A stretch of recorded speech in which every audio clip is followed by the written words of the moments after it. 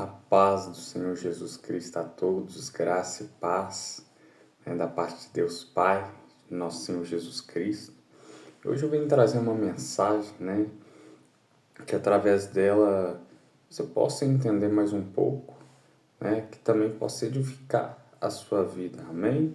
Se encontra aqui no livro de Jonas, o capítulo 1, versículo 1 ao 6, que vai dizer: Certo dia o Senhor Deus disse a Jonas, filho de Amitai: Apronte-se, vá à grande cidade de Nínive e grite contra ela, porque a maldade daquela gente chegou aos meus ouvidos. Jonas se aprontou, mas fugiu do Senhor, indo na direção contrária. Ele desceu a Jope e ali encontrou um navio que estava de saída para a Espanha. Pagou a passagem e embarcou a fim de viajar com os marinheiros para a Espanha, para longe do Senhor. No entanto, Deus mandou um forte vento e houve uma tempestade no mar. Era tão violenta que o navio estava em perigo de se partir ao meio. Os marinheiros ficaram com muito medo e gritavam por socorro cada um ao seu Deus, e para que o navio ficasse mais leve, jogaram a carga no mar. Porém, Jonas tinha descido ao porão e ali havia se deitado e caído num sono profundo. O capitão do navio o encontrou ali e disse: Como é que você está aí dormindo?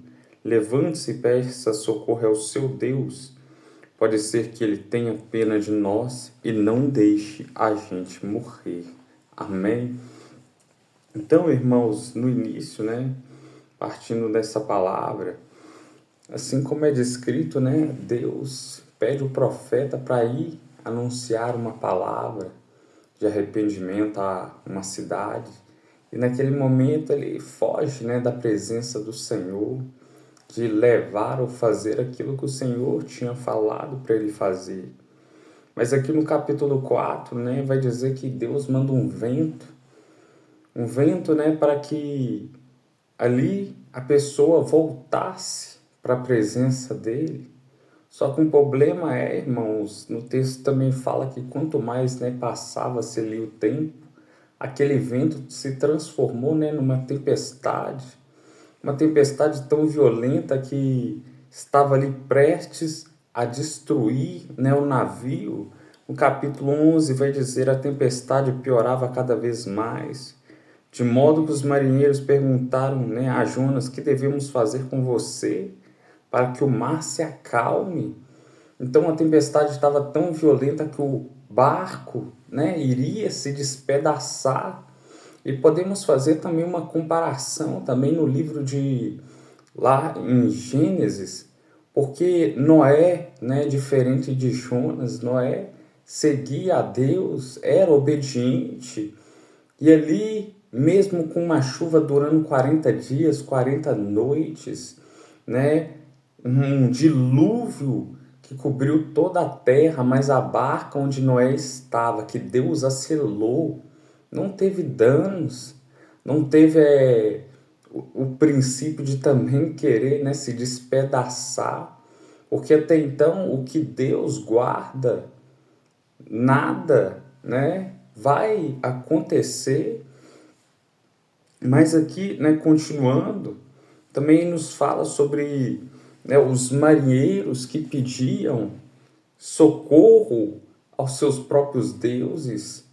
Mas naquele momento, irmãos, quando olhamos a respeito disso na palavra, eles pediam socorro a falsos deuses, deuses que não falam, deuses que não respondem, mas aquele que tinha ligação com o eterno, que tinha ligação com Deus verdadeiro, ele não estava ali intercedendo por aqueles que não conheciam, não estava ali intercedendo pelas pessoas que às vezes estavam ali passando por aquela aflição, mas ele escolheu deitar e dormir, não fazer nada, decidiu ali ignorar o que estava acontecendo, e também, voltando um pouquinho antes também, a parte da barca de Noé, algo muito interessante a respeito, irmãos, de quem está na nossa arca.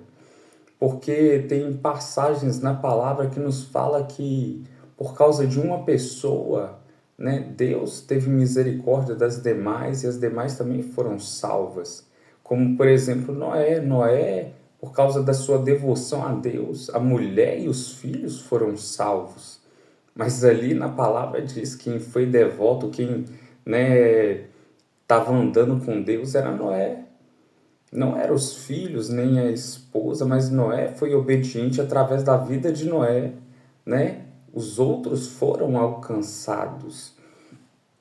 Então, quem está, né, no nosso barco, quem está, né, na nossa embarcação, porque aqueles que estão dependem da gente ser, né, continuar sendo fiel a Deus, buscando, né, a presença para que eles também se salvem, para que eles também sejam alcançados.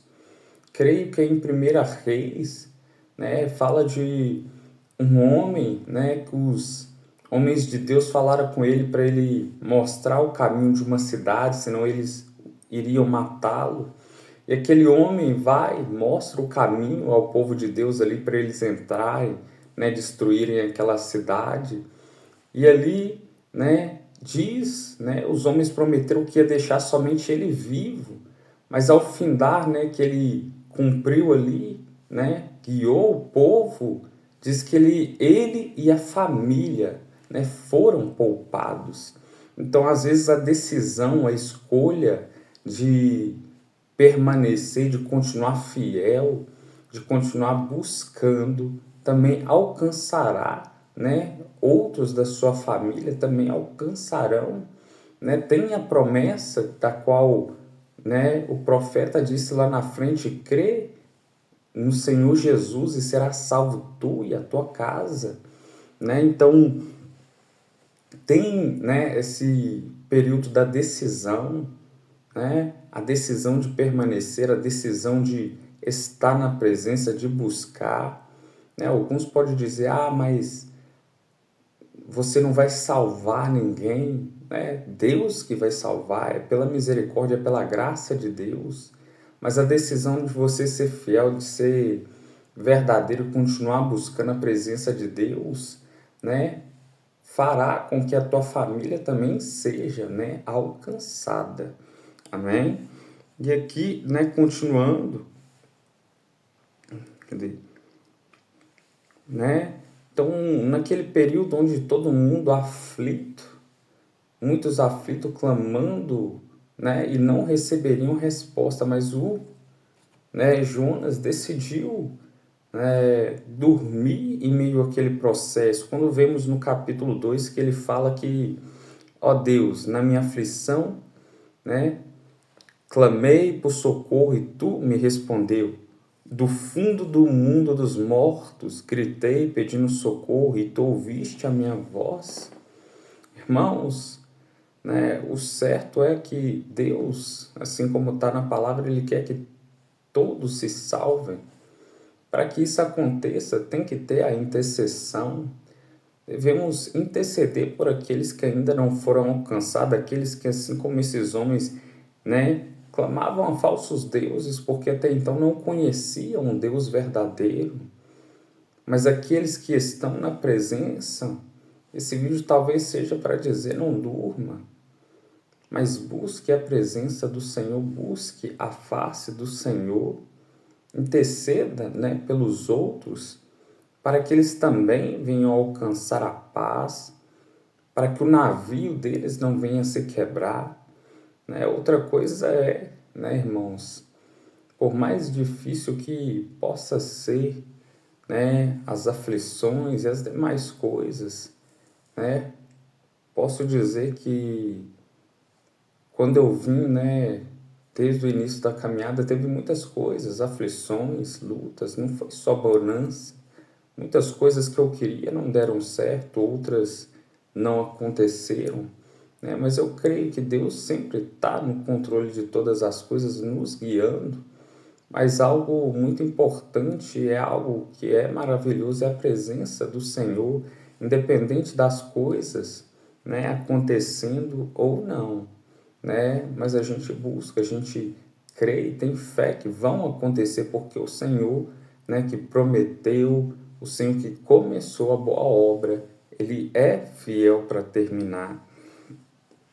Então, o que eu gostaria de deixar é essa mensagem, né?